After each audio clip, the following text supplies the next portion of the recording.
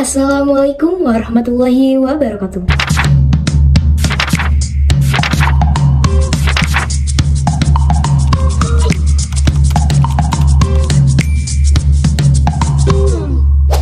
Perkenalkan, nama saya Rizky Nurul Fadila dari kelas 12 MIPA 2. Kali ini saya akan menceritakan kembali isi novel yang telah saya tulis sendiri yang berjudul Dila dan Impian. Jadi di novel ini menceritakan kejadian ataupun perjalanan untuk menggapai cita-cita dari seorang anak remaja yang bernama Dila. Novel ini diangkat dari kisah nyata ketika masa SMA yang bernama Dila. Jadi langsung saja mulai ceritanya. Novel ini diawali dengan Dila yang memegang secangkir kopi dan berjalan di koridor rumah sakit. Setelah melakukan operasi yang panjang, Dila pun akhirnya bisa beristirahat. Dan ketika sudah beristirahat, Dila harus melanjutkan pekerjaannya, yaitu menjaga di IGD. Inilah pekerjaan Dila sekarang. Dia sibuk untuk mengawasi pasien, alias Dila sudah menjadi seorang dokter. Di IGD banyak pasien yang berdatangan, mulai dari kecelakaan, demam tinggi, ataupun penyakit lainnya. Dila mendapati seorang anak kecil yang sakit perut dan meraung-raung. Dia sambil memegang erat tangan ibunya. Kemudian ketika Dila ingin menghampiri anak tersebut dan ingin memeriksanya, dia melihat ibunya. Sepertinya aku kenal dengan wanita ini. Dila pun mengingat bahwa dia tak asing melihat ibu dari anak tersebut. Kemudian keesokan harinya, Dila pun merenung dan memikirkan siapa wanita yang ia lihat kemarin di IGD. Ternyata wanita tersebut merupakan teman SMA-nya ataupun teman seperjuangannya ketika ia ingin melanjutkan pendidikan ke Fakultas Kedokteran. Tapi cewek tersebut bukan merupakan teman dekat Dila, melainkan kayak teman sekelas aja gitu. Kemudian Dila pun membuka lembaran album SMA-nya. Banyak foto-foto yang mengingatkan Dila kenangan akan masa-masa SMA-nya. Kejadian ini sudah 15 tahun berlalu, tepatnya di tahun 2022. Sejak awal masuk SMA, Dila sudah mempunyai keinginan dan cita-cita yang besar ingin menjadi seorang dokter. Itulah mengapa Dila ingin masuk ke jurusan IPA pada saat SMA. Setelah masuk ke jurusan IPA, tekad Dila semakin yakin ingin masuk ke Fakultas Kedokteran. Tetapi tidak ada satupun orang yang mengetahui bahwa Dila ingin menjadi dokter. Yang orang-orang tahu, mungkin Dila ingin menjadi pengusaha atau menjadi presenter karena Dila mempunyai usaha dan juga ia pandai berbicara di depan umum. Saat naik ke kelas 11, Dila pun mantap akan cita-citanya ingin menjadi seorang dokter. Lalu pada suatu malam, ia datang dan ingin membicarakan hal tersebut di depan orang tuanya. Dila merupakan anak yang periang dan juga ambis akan cita-citanya, tetapi ia juga sangat mematuhi perintah orang tuanya. Dia mengetahui ekonomi keluarganya saat itu sedang tidak baik, dan mungkin ini bukan waktu yang pas untuk bicarakan hal ini. Tapi Dila tidak sabar lagi ingin bicarakan hal ini kepada kedua orang tuanya. Dila pun memulai dengan memijit-mijit kaki ibunya dan juga ia berbicara kepada ayahnya. Kemudian ketika dirasa suasana sudah membaik, Dila pun mulai akan bicara terkait niatnya. Dila bicara bahwa ia ingin melanjutkan pendidikan ke Fakultas Kedokteran. Ayahnya pun terdiam.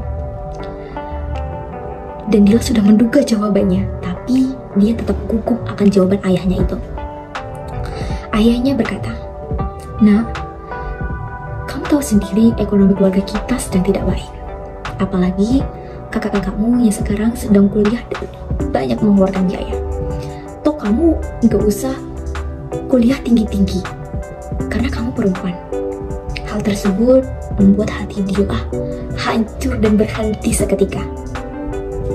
Kemudian karena dia merupakan anak yang patuh kepada kedua orang tuanya dan dia takut jika dia tetap memaksakan kehendaknya ingin kuliah di kedokteran, takutnya dia berhenti di tengah jalan karena tidak ada biaya. Dila yang masih berumur 16 tahun itu akhirnya mengganti cita-citanya ingin menjadi presenter karena Dila sudah mempunyai bakat akan hal itu. Dia mengikuti eskul public speaking, ikut lomba pidato, kemudian presenter dan lain sebagainya. Kemudian ketika naik ke kelas 12, kehidupan SMA Dila berubah. Dila mempunyai sahabat yang bernama Iva dan Isa. Iva dan Isa punya cita-cita menjadi seorang dokter, tetapi Iva dan Isa tidak mengetahui bahwa Dila juga ingin menjadi seorang dokter. Yang mereka tahu bahwa Dila hanya ingin menjadi seorang presenter. Tepatnya pada bulan Oktober tahun 2022, merupakan bulan yang sangat sibuk bagi Dila.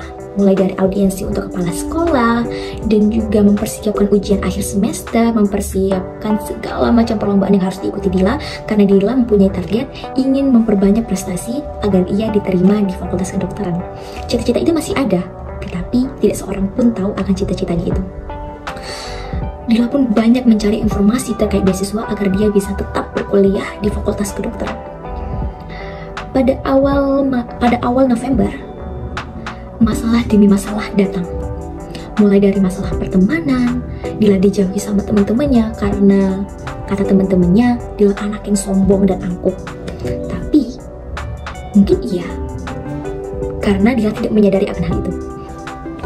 Tak hanya hal itu, Dila dijauhi teman-temannya yang bernama Sekar. Sekar merupakan teman sekelas Dila yang punya sifat angkuh dan juga membawa pengaruh buruk terhadap anak-anak yang lain. Sekar mengajak teman-teman yang lain agar tidak berteman dengan Dila, karena Sekar mempunyai sifat yang iri hati kepada siapapun.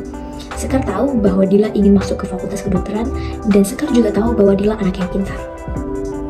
Kemudian, tak hanya masalah itu yang membuat Dila sedih dan terpuruk. Pada pertengahan November, ayah Dila masuk ke rumah sakit untuk yang pertama kalinya, karena kondisi ayah Dila yang sakit. Selama di rumah sakit, ayah Dila mendapatkan pelayanan, fasilitas, dan pengobatan yang sangat buruk. Hal itu membuat Dila sedih. Hati anak mana yang tidak hancur melihat ayahnya diperlakukan yang tidak baik. Dan selama seminggu di rumah sakit, akhirnya ayah Dila pulang ke rumah. Tapi keadaan ayah Dila tak kunjung membaik dan harus dilarikan ke rumah sakit dan lagi. Akhirnya ayah Dila pun bolak-balik ke rumah sakit dan butuh atau mengeluarkan biaya yang sangat besar. Dila semakin ragu akan cita-citanya yang ingin masuk ke Fakultas Kedokteran. Tetapi Dila mencari banyak informasi terkait dengan kuliah di kedokteran. Ada satu kakak tingkat Dila yang masuk ke Fakultas Kedokteran dengan beasiswa. Dila pun terinspirasi dari kakak kelasnya tersebut dan ia banyak mencari informasi tentang kakak kelasnya itu.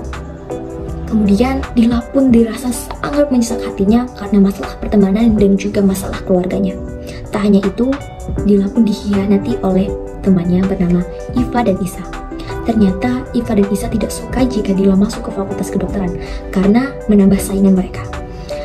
Iva dan Isa pun menjauhi Dila dan tidak menegur Dila selama 1 bulan. Dila menangis dan berjerit dalam kesunyian. Ia melepaskan semua masalahnya itu dengan menangis dan menjerit. Tapi ketika selesai menangis, ia sadar bahwa menangis tidak menyelesaikan masalah apapun. Pada awal Januari, pengumuman kuota siswa eligible, dan Dila masuk ke dalam kuota siswa eligible. Dan ia semakin memantapkan dirinya agar untuk masuk ke Fakultas Kedokteran. Lalu ia berbicara kepada kedua orang tuanya lagi terkait nyanyi itu. Dan ketika ia menghadap ke kedua orang tuanya, akhirnya ia mendapatkan persetujuan dari kedua orang tuanya. Karena selama ayahnya sakit, Dila selalu membantu dan menjaga ayahnya. Dan juga Dila anak yang rajin, jadi orang tuanya sudah tahu dan sudah meyakinkan hal tersebut kepada Dila. Dila berjanji kepada orang tuanya bahwa Dila akan mencari beasiswa untuk sekolah kedokteran agar kedua orang tuanya tidak perlu untuk mengeluarkan biaya sebesar pun untuk pendidikan Dila. Akhirnya Dila diterima di Fakultas Kedokteran Universitas Lampung pada bulan Maret tahun 2023. Tak hanya itu, perjalanan Dila masih sangat panjang. Masa perkuliahan, Dila seringkali mempunyai masalah terkait biaya dan juga masalah pertemanan lagi dan lagi. Tapi Dila tidak terpuruk akan hal itu dan dia selalu berusaha untuk menggapai cita-citanya dan mendapatkan gelar dokter. Akhirnya 6 tahun kemudian setelah menjalani pendidikan S1 di Fakultas Kedokteran Universitas Lampung, akhirnya Dila mendapatkan gelar dokter dan cita-cita Dila menjadi seorang dokter terwujud. Mungkin itulah singkat merupakan ringkasan dari novel yang telah saya tulis berjudul Dila dan Impian. Semoga bisa dipahami dan menghibur teman-teman yang menonton. Terima kasih. Maaf apabila banyak salah kata. Saya akhiri. Wassalamualaikum warahmatullahi wabarakatuh.